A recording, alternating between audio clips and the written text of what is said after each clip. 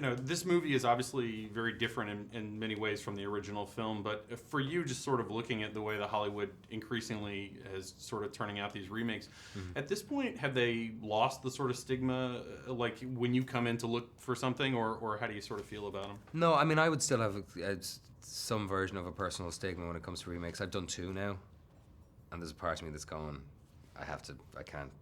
There's only one way to kind of, I was thinking where I could make remakes original would be to only do remakes. If I only did remakes, that'd be a really original way to approach it. But no, I'm kind of going, I've done 2, and there were 2 films that I loved, Fright Night, the originals of, and Total Recall. I think if remakes are good, just like films, it's pretty much the same with films. If it's good, it kind of justifies its existence. If it's not, then you question its very presence on the cinema screens of the world or within the DVD packs. So this will. I hope this justifies existence. It was different enough when I read it, that I felt that we weren't reiterating something that had already been said so well in the original in 1990. It felt significantly different tonally. Well, there's a great moment at the beginning. He comes home after going to recall, and he's describing that he's telling his wife that he killed these people. And I don't know, there seemed to me to be almost this like sort of hint of a smile, like where it was like finally a moment of the excitement that he feels like he'd been missing, like he had found it, even though he was still sort of freaked out. Can you talk about sort of how you mapped out the trajectory of him sort of simultaneously being comfortable with this transformation, this discovery, and then, sort of being uncomfortable? Yeah, no, it's an incredibly rude awakening at first. It's a shocking experience that he has to go from believing and thinking and feeling that he's one person and finding out, not through somebody gently sitting him down, but through the demonstration of a certain physical expertise and prowess that he didn't know he had, a physical ability, and kind of massacring a room of 10 men. So it's a very rude awakening. It's not something that sits well with him, and all he has instantly is an ocean of questions and absolutely no answers.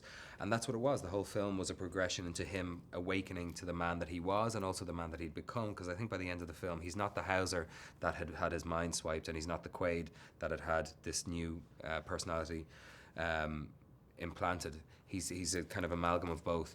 And so the whole film for me was an exercise in staying very present.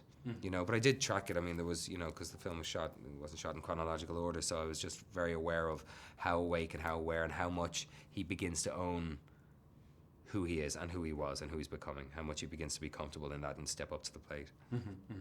It feels like when you sort of first started after Tigerland, there was so much expectation that you were the next movie star, and I feel like Hollywood does that a lot. They kind of throw people into the position of doing that, and now it feels more like you are able to be an actor who is able to be a star in these big movies. Right. Like how difficult was it to come to terms just to sort of to get yourself acclimated to being able to be in something that's this big and then do these sort of intimate dramas and things I don't know, like man. It's all, each day and week and month and year is kind of bled into the next as they tend to.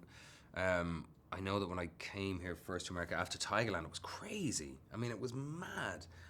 I mean, the offers of money and invites. It was just like nothing I don't think anyone can be prepared for, and I enjoyed it, and I'm glad that stage is over. I'm glad it's over. It lasted a while. It was the madness of it and the chaos and the heightened energy of it was sustained for longer than.